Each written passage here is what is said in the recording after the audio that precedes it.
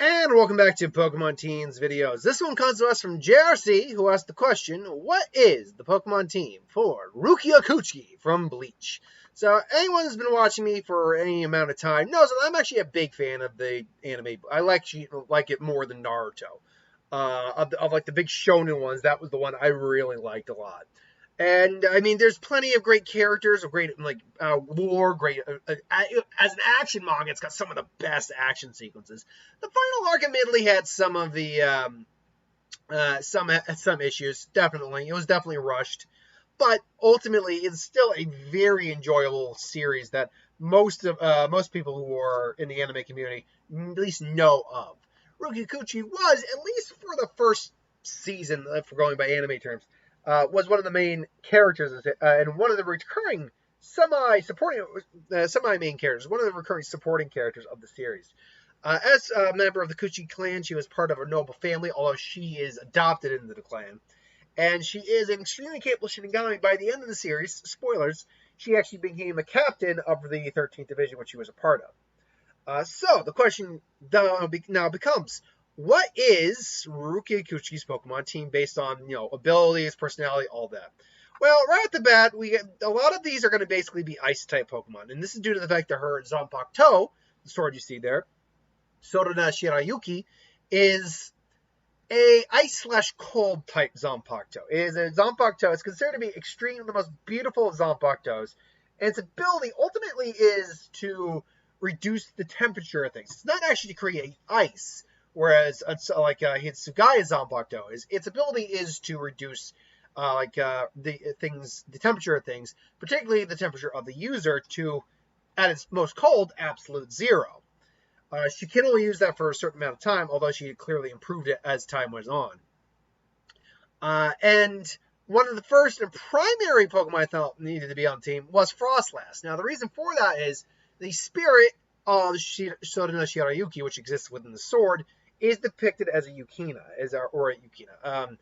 a Yuki, a ice spirit, and that lures men to into the cold and just kills them or kidnaps them. And yeah, that's really what Frostlass is. It's a Yuki spirit, an ice spirit, and yeah, I mean, this really does fit because it also fits with Rukia's Zanpakuto overall. It's a very cold Zanpakuto. It's a Zanpakuto, and her, when she goes into Bankai, her appearance changes that of a very Ice Maiden character.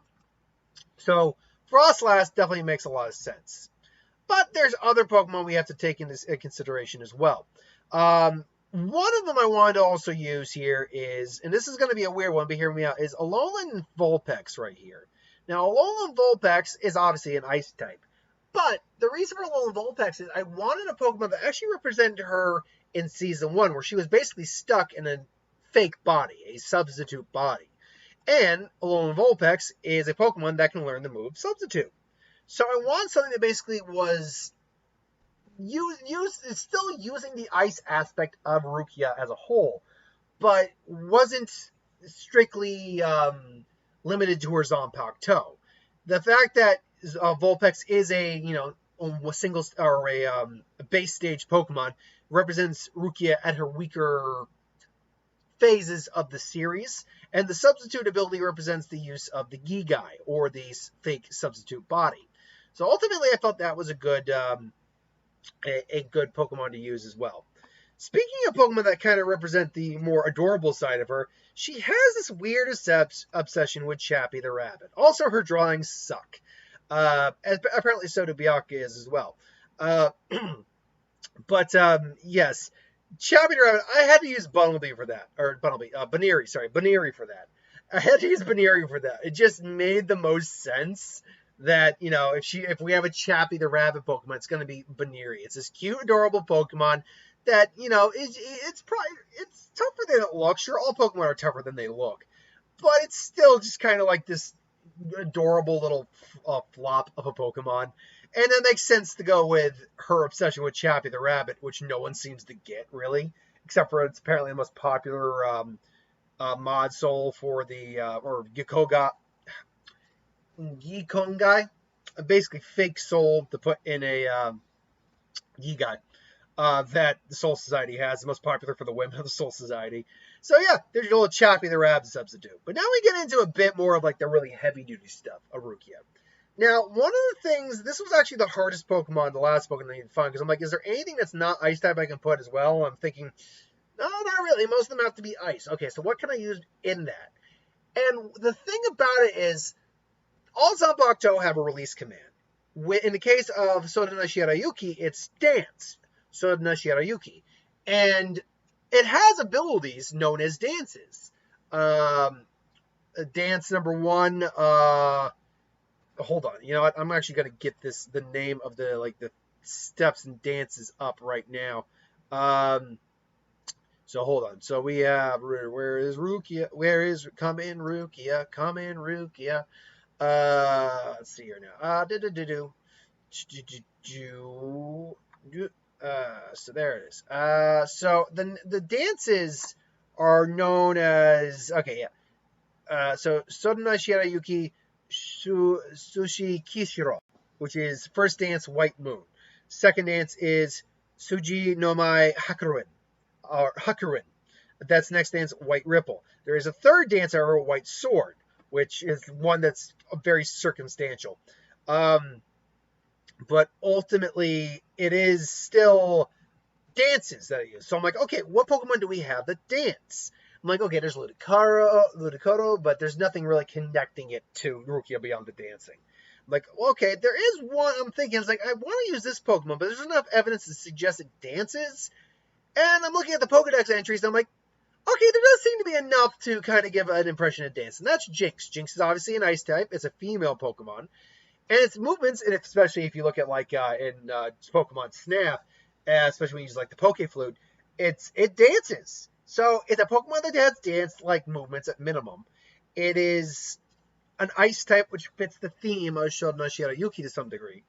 And it is a female Pokemon. So ultimately, I felt that was actually a pretty good option for Rukia there. So then we have this next Pokemon. Now, this is another Ice type. The last two are obviously Ice types. But this is one where I'm like, okay, Rukia's also got another skill. She's a competent swordsman, but that's not where her skills lie in. Her skills actually lie, she's actually very competent in using Keto.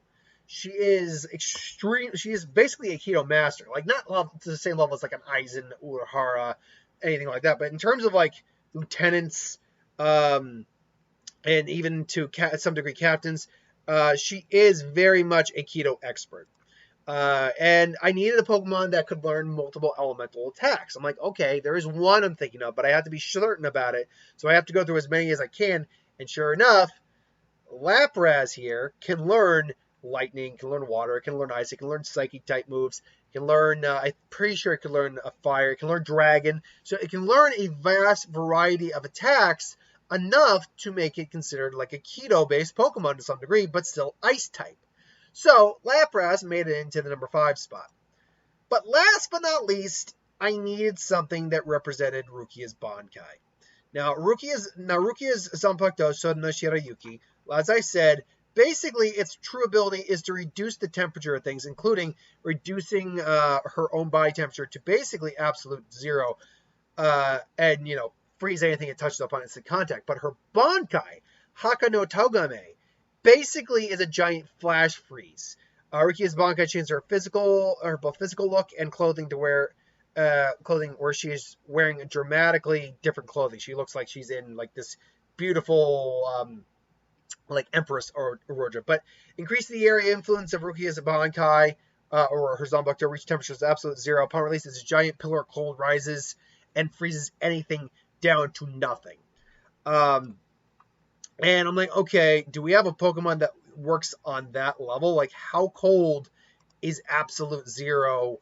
And is there any Pokemon that can actually do that? And I'm like, well, I do recall one Pokemon that does have abilities, a state have abilities like that cold, but I need to be certain on that. So I'm looking, and I'm like, okay. And then I saw, I'm like, okay, how cold does this Pokemon get to this? And is it possible to, do this and this and this? And so I'm looking at the calculated numbers. Sure enough, it's a Pokemon that could not only get to absolute zero, but much colder, even though it's beyond physics. And that Pokemon was Glalie. But I'm like, okay, Glalie isn't really enough. We need to go Mega Glalie because really, Mega Evolution would be like the equivalent of something like a Bankai in the Pokemon world when you think about it. It's like, Bankai, Mega Evolution, Mega Glalie. That's kind of where it goes. Glalie clearly keeps all of its abilities from its base form. But that said, you would go beyond that, and because it's now in Mega Evolution, all those abilities should, in theory, be heightened. So I think Mega Glalie actually is the best option to represent Rukia's Bankai.